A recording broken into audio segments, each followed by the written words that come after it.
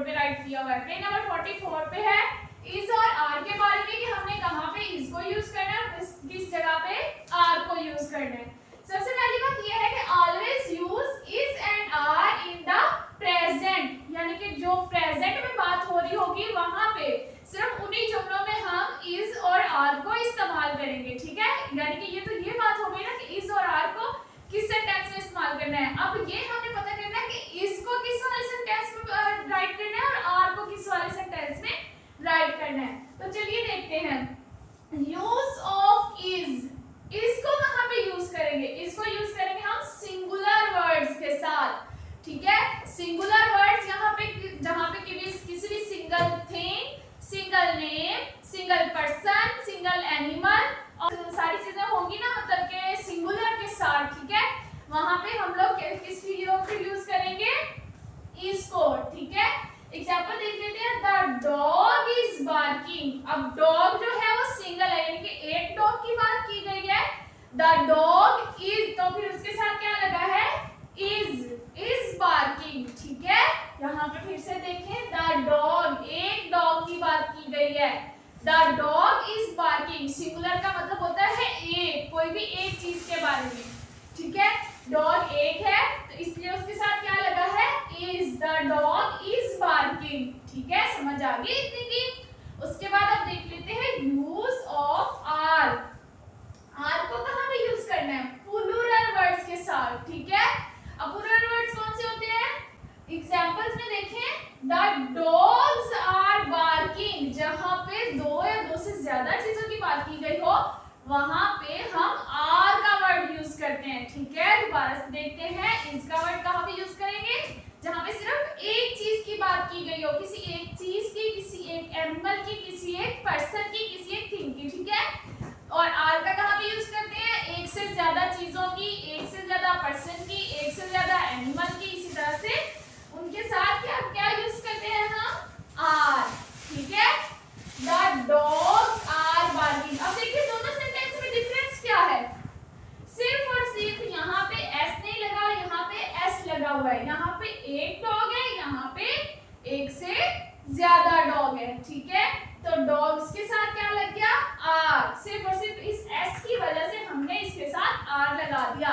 इसी तरह से अगर आप लोगों के भी कोई आ रही है, इस तरह की प्रैक्टिस कोई आ रही है, जैसे कि आप लोगों की पेज नंबर 44 पे है द लैम्प, लैम्प के बारे में बात करूंगा। द लैम्प आगे सेंटेंस है, ठीक है। उसके आगे क्या लगेगा, लैम्प, एक लैम्प की बात की गई है ना, तो हम क्या लिखेंगे उसके साथ, इज। अगर लैम्प्स होता यानी कि साथ में एस लगता तो हमने क्या राइट करना था वहां पे, आर। इसी तरह से नेक्स्ट कोई भी हो सकता है, द फ्लावर, फ्लावर अगर की बात की हुई हो एक फ्लावर की तो हम क्या यूज करेंगे, इज। अगर फ्लावर्स हो तो फिर आर। फिर उसके बाद अगर किसी सिंगल पर्सन की, अली, अली के साथ क्या लगेगा, इज। अगर एक से ज्यादा, दे आर या वी, तो उनके साथ क्या लगेगा, आर, ठीक है।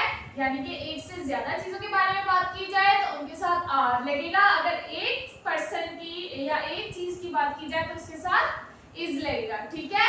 मजीद इसके बारे में देखते हैं, इस कहां पे यूज करता है, जिन सेंटेंस में he, she, it and a person, thing and animal, ठीक है। अब देखिए यहाँ पे भी क्या बात की हुई है, ही भी एक पर्सन के लिए यूज होता है, शी भी एक पर्सन के लिए, इट भी एक चीज के लिए, एंड आ पर्सन। अब ये देखें आ लगा हुआ है, आ पर्सन यानी कि एक शख्स, ठीक है। आ थिंग और एन एनिमल यानी कि एक जानवर, ठीक है। अब जहां पे एक चीज की बात की गई है उसके साथ क्या लगेगा, इज, ठीक है। अब उसी के साथ देख लेते हैं नीचे आर की एग्जांपल्स, ठीक है। अब आर में देखें, आर में क्या है, you, we, they and more than one things. अब ये है एक से ज्यादा पर्सन, ठीक है। अब वी में भी एक से ज्यादा पर्सन आ जाते हैं, मैं और मेरे साथी, ठीक है, तो वो एक से ज्यादा पर्सन हो गए। दे में भी एक से ज्यादा चीजें लोग आ जाते हैं कि वो भाग रहे हैं या वो काम कर रहे हैं, ठीक है। तो एक से ज्यादा लोगों की बात हुई ना, तो हम क्या यूज करेंगे उसके साथ, आर, ठीक है। और इसी तरह से मोर देन वन पर्सन यानी कि एक से ज्यादा चीजों का अगर बात की गई हो तो हमने क्या यूज करना है, आर। समझ आ रही है? अच्छा, हम लोगों का इज और आर का कॉन्सेप्ट। उसके अलावा ठीक है, जहां पे ए और एंड का कहां पे यूज करना है, ए एंड एंड का कहां पे इस्तेमाल करना है, ठीक है। अब इनका यूज कहां पे करना है, ये आप लोगों ने नर्सरी में, प्रेप में भी आप लोगों ने ये कांसेप्ट पढ़ा हुआ है कि ए का कहां पे यूज करते हैं और एंड का कहां पे यूज करते हैं, ठीक है। आप लोगों को थोड़ा बहुत याद आ रहा होगा कि हमने किसके साथ, किन वर्ड्स के साथ हमने ए को यूज किया था, किन वर्ड्स के साथ आपने एन को यूज किया था। फिर भी आप लोगों को दोबारा रिवीजन के लिए मैं बता देती हूँ, we always use and before words starting with a e i o u। अब a e i o u कौन से वर्ड्स होते हैं, a e i o u कौन से वर्ड्स होते हैं, ये होते हैं वोवल वर्ड्स, ठीक है। हम लोगों ने इस तरह से अपने 5 फिंगर्स पे याद किए हुए हैं a e i o u।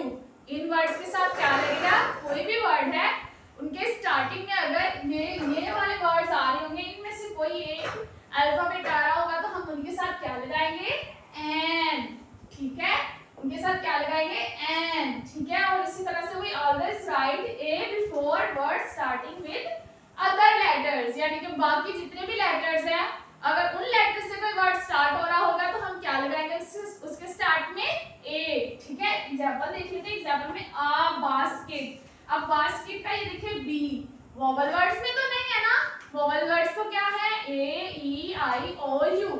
अब इन वर्ड्स में से ये कोई भी वर्ड नहीं है तो इसके साथ क्या लगा है, ए, ठीक है, या आ, ठीक है। और इसके अलावा एन किसके साथ लगा है, एग के साथ। एग का स्टार्टिंग वर्ड फर्स्ट लेटर क्या है, ई, जो कि वोवल वर्ड है, ठीक है। और वोवल वर्ड्स के साथ क्या हम लगाते हैं, एन, ठीक है। अब इसी तरह से अगर पूरा सेंटेंस भी कोई आ रहा है उसमें भी हमने देख लेना है कि जो आगे वाला वर्ड राइट किया हुआ है वो किससे स्टार्ट हो रहा है, वोवल वर्ड से स्टार्ट हो रहा है या अदर वर्ड्स कॉन्सोनेंट्स उनको बोलते हैं तो उनसे स्टार्ट हो रहा है, ठीक है। तो ये आपने अच्छे से लर्न करना है और आप लोगों की वर्कबुक में इसका रिलेटेड एक्टिविटीज भी है, उनको आपने सॉल्व करना है देख के कि किस तरह से हम लोगों ने इज को यूज करना है, किस तरह से आर को यूज करना है, ठीक है। और आपने खुद से सॉल्व करना है, पीडीएफ की हेल्प पहले नहीं लेनी, पहले आप लोगों ने वीडियो देख लिया, आपको अच्छे से समझ आ गया होगा, आप लोगों ने खुद से उसको सॉल्व करने की कोशिश करनी है।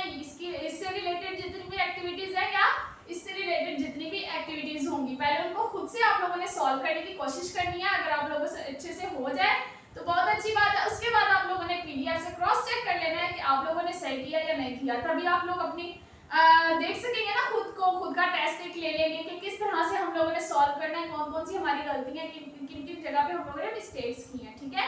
इस तरह से और ज्यादा अच्छी तैयारी होती है और अच्छे से चैप्टर को लर्न करना है। उम्मीद है आप लोगों को टॉपिक की अच्छे से समझ आ गई होगी। मजीद आप लोगों की हेल्प के लिए आप लोगों को पीडीएफ आपके ग्रुप में सेंड कर दिया जाएगा। तो मिलते हैं नेक्स्ट लेक्चर में नए के साथ, तब तक के लिए अपना बहुत सारा ख्याल रखिएगा। अल्लाह।